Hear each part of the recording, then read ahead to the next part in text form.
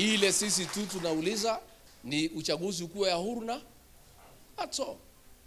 And Mr. President, why people are concerned that this election may not be free and fair is that yule chairman umeweka IEBC is a friend and a colleague of Josephat Nanok, who is your deputy chief of staff. So people are concerned that IEBC will be run from State House. That chairman, if he is somebody who loves this country, to clear this doubt so that people can know we can have a credible election, angewachana na hiyo kazi, kuchukuliwe mtu mwingine. Because it's difficult to convince the people of Kenya ya kwamba a close official who worked with the Nanok, who is now your deputy chief of staff, can pretend over a credible election. Those are the concerns. Na sisi tutaendelea kuambia watu ukweli. So we want to ask the people of Kenya to remain peaceful. Tunataka watu wajiandikishe kura. Huyu Ruto tutamtoa kupitia njia ya kikatiba ya kupiga kura. Na kura tuko nazo na zitakuwa mingi. Ile tunataka kuuliza ni kuwe na level playing field. IEBC pange kazi vizuri, waachie wa Kenya waende wapige kura, and there will be no problem. So wasipanic. Why they are panicking is because they had thought they can rig. Sasa ndio wanarukaruka kila pahali, oh nini. So please, before you can tell us about violence that can come later, can you deal with the current political violence against Rigathi Gachagua, his family, his allies, and the people of Mount Kenya? Juzi tumekuwa pale tukifungua chama, mumetuma watu kuharibu. Mpaka wa leo hakuna mtu ameshikwa. And then huyu waziri anakimbia kusema ati watu walikuwa wamekuja kudai pesa. Sisi na DCP hatupeani pesa. Sisi hatuna pesa, hakuna pesa tumeiba ya kupeana. Rais ndio anapeana pesa kwa mikutano. Mimi nilisema juzi, na mimi naona they are trying to change the context of what I said. Mimi sijasema Kenya itakuwa na fujo. Mimi nimesema, nikisikiza wa Kenya vile wanasema wewe William Ruto usijaribu kuiba uchaguzi. Na nimeuliza IEBC, please be patriotic, msiweke hii nchi kwa shida. Because history has shown when there is a contested election, there can be violence. And it has happened. And we must refer to history. That's why I said, we saw what happened in 2007. So please, IEBC, make sure you don't create a situation where we can have a recurrence of what happened in 2007. Because if it happens this time the way people are talking, it can be worse.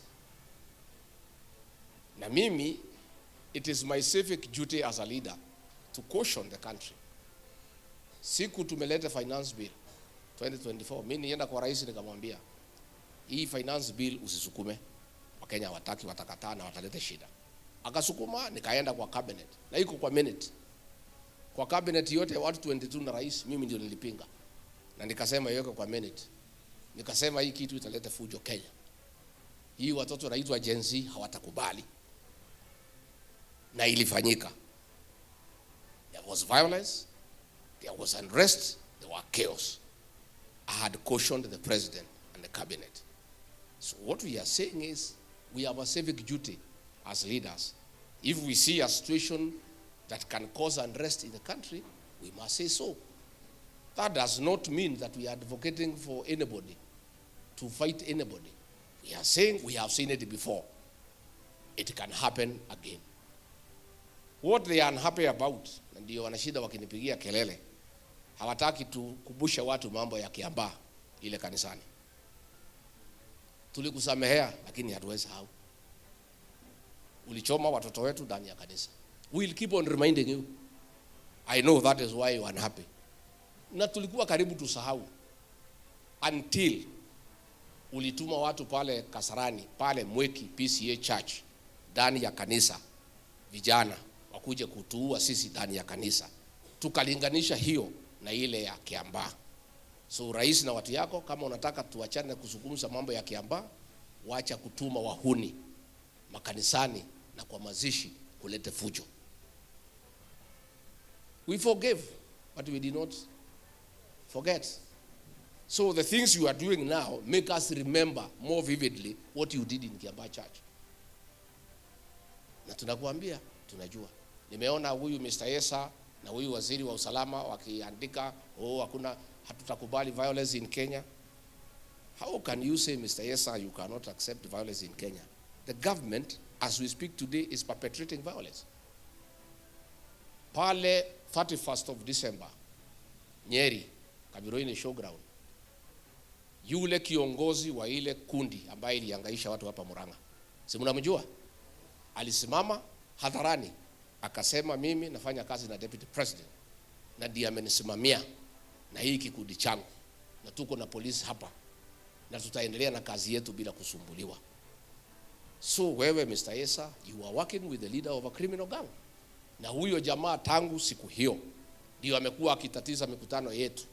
Ndio alituma watu Limuru kupitia orders yako akitaka kuua sisi pale Limuru mwezi ya 11. Wa leo hiyo watu hawajashikwa kwa sababu ni watu yako. Pale Mwiki rais mwenyewe ndiye alipiga simu, toa polisi ndio hii watu wavamiwe. Mpaka wa leo uchunguzi umefanywa, rais amesema hiyo watu wasipelekwe kotini kwa sababu ni watu wake. So Mr. Yesa, wewe, I want to remind you that when the Gen Zs were killed, you are the Minister for Interior. You supervised, you directed and executed the killing of young people. You have Gen Z blood in your hands. So when you say that there cannot be violence in this country, you are speaking from both ends of your mouth. Because wewe mwenyewe ndio ulifanya hiyo. Na hiyo huwezi toroka. You can never run away from killing of the Gen Zs under your watch. Na instead of being punished, you are promoted. So mimi niseme, tunataka serikali, huyu waziri Murkomen, can you order wale watu walitupiga Limuru wakamatwe wapelekwe kotini? Can you give instructions wale watu walituumiza Mweki ndani ya kanisa kotini?